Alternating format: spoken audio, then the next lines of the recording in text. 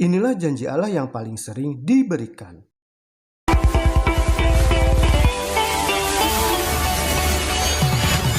Di seluruh buku Perjanjian Lama dan Perjanjian Baru, Allah berulang kali berkata, "Aku beserta kamu."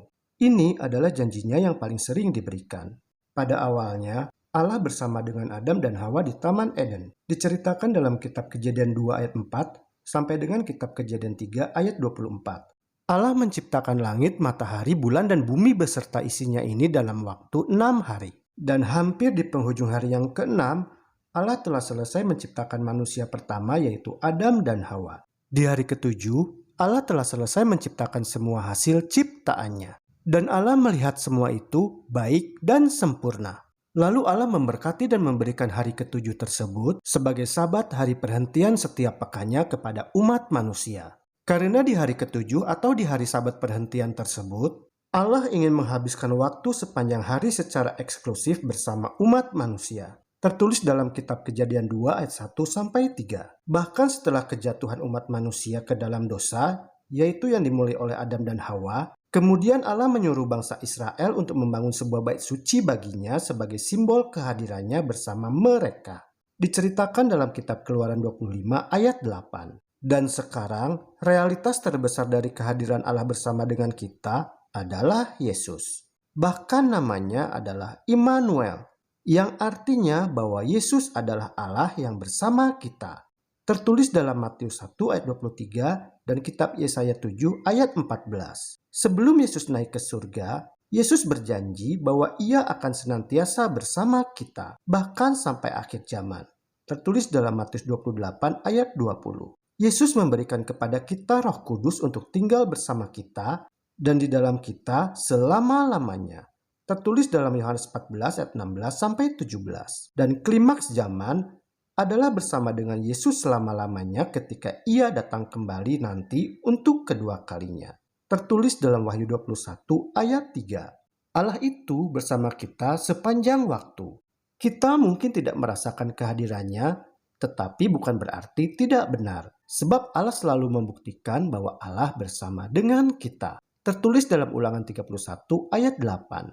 Sebab Tuhan, Dia sendiri akan menyertai engkau. Dia tidak akan membiarkan engkau dan tidak akan meninggalkan engkau. Dan ini adalah janji Allah kepada kita hari ini.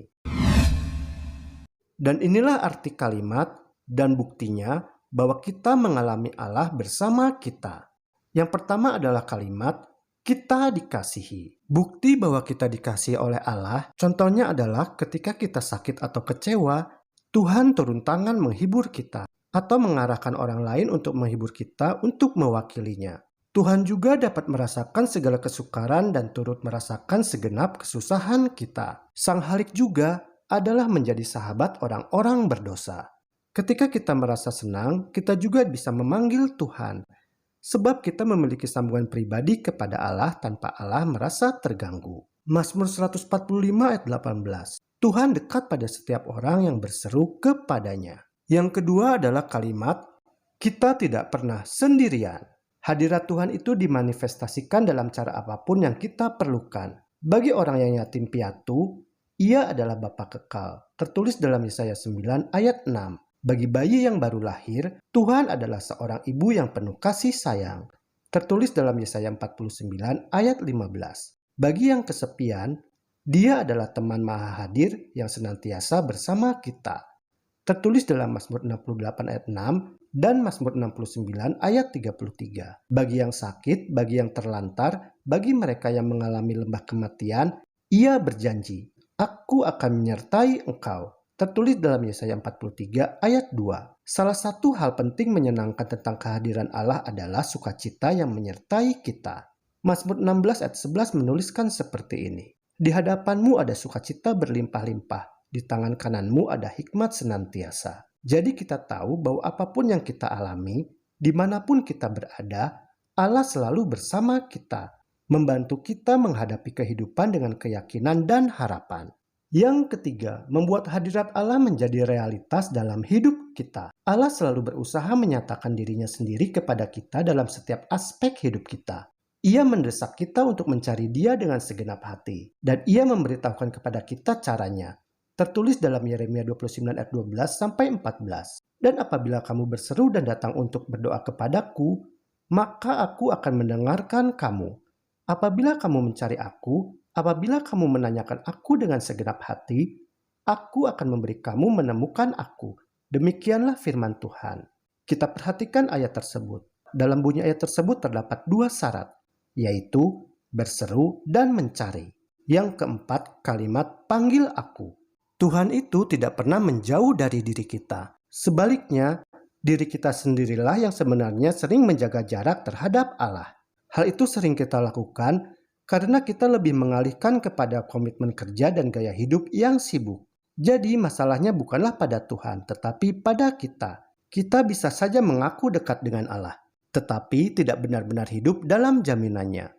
Segala pekerjaan dan kesibukan kita janganlah membuat kita menjauh dari Allah. Berbicaralah kepada Dia setiap hari tentang permasalahan hidup kita. Ceritakan hidup kita kepadanya. Biarkan Dia yang menuntun dan memberkati kita. Kisah Para Rasul 2 ayat 25-26. Aku senantiasa memandang kepada Tuhan karena Ia berdiri di sebelah kananku. Aku tidak goyah.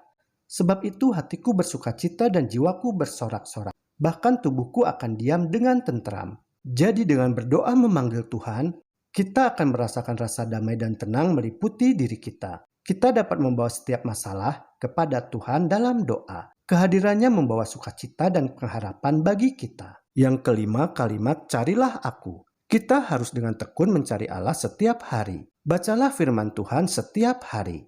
Setiap waktu kita harus mempelajari firman Tuhan supaya kita lebih banyak tahu dan mengenal lebih dalam tentang Dia. Itu sama halnya bahwa kita harus bersungguh-sungguh mencari Allah. Ketika kita menyisihkan semua hal yang mengalihkan perhatian kita dan mengambil waktu mencari Allah, maka kita akan diberkati dengan mengenal Dia. Kita akan diubahkan oleh kuasa kebangkitannya. Tertulis dalam Filipi 3 ayat 10. Tetapkanlah hati kita untuk mencari hadirat Allah setiap hari. Sebab Tuhan itu tidak pernah lebih jauh dari doa.